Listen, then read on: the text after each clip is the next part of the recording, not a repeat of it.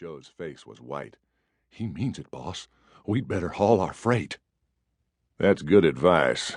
You ride out, Kelman, or those men of yours can take you back lashed over a saddle. I'm not particular which. Any man who'll beat a kid like that doesn't deserve to live." Joe was stirred by none of Kelman's rage, and he was sure that Gunthorpe would shoot.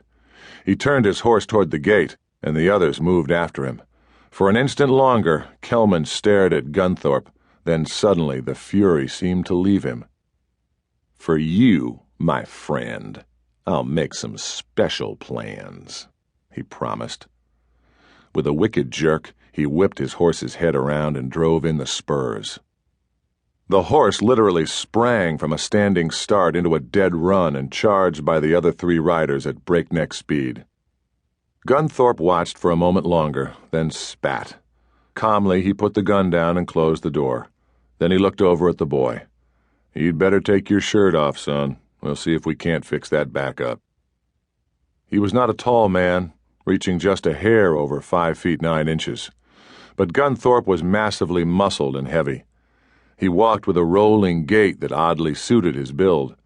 His face was a square-jawed, mahogany-tinted combination of strength and humor, atop a thick neck that descended into his powerful shoulders. As he bathed the boy's back, he said, "He called you a thief. Did you steal anything, boy?" "No, sir. Not anything of his.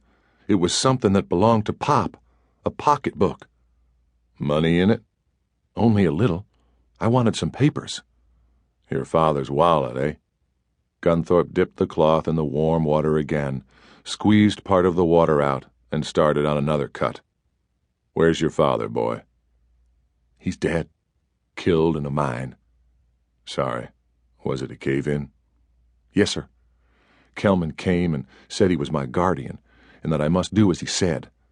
He had Pop's wallet, which he got from the drawer where Pop always left it when he went to work in the tunnel." "Why'd he beat you?" Gunthorpe looked searchingly at the boy, who was slipping into a clean shirt that belonged to Gunthorpe and looked about a dozen sizes too big. "He wanted me to tell him where Pop hid some papers he couldn't find, and he wanted me to ask the judge to have him left in charge of my father's place." "And you wouldn't tell?" "No, sir."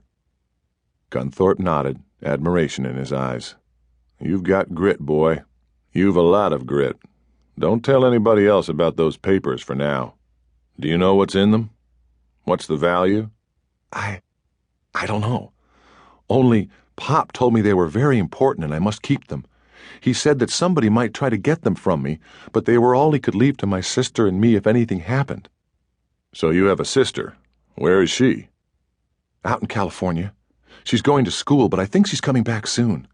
I wrote her when Father was killed, and she said she was coming home." "That's good."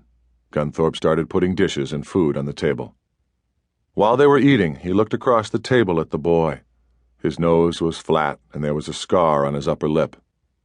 "Kelman's after something your father owned? You don't know what it could be?" "No, sir. Unless it's the mine. It was a good mine, I think, but Pop never got much out of it. He owned a lot of land in the valley." "That desert land? What did he want with that?" "I don't know, sir. I think Kelman knows, though." Gunthorpe nodded. "What makes you believe so?" "He told Pop once that he knew. I heard him say something like, 'Pretty smart, aren't you, Stevens? But I've got it figured out. Are you taking me in?' It was something like that. Pretty close, anyway." Interesting. It gives me a clue, boy. Stevens your name, then? And the first one?" "Lane, sir. My name is Lane Stevens." "That's a good name. You've been well brought up, too. I can see that." Gunthorpe looked up over his coffee cup. "Where's your mother, son?" "She's dead, sir. A long time ago.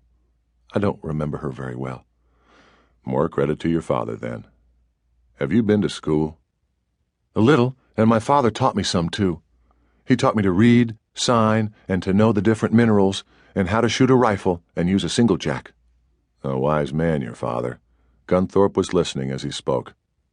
"A man who knows how to teach a boy practical things. Still, they are of little account unless one knows what lies behind them. the thoughts behind things and the reasons for To keep listening to this audiobook, I've left you a link in the description so you can do it, at no cost thanks to Audible's 30-day free trial.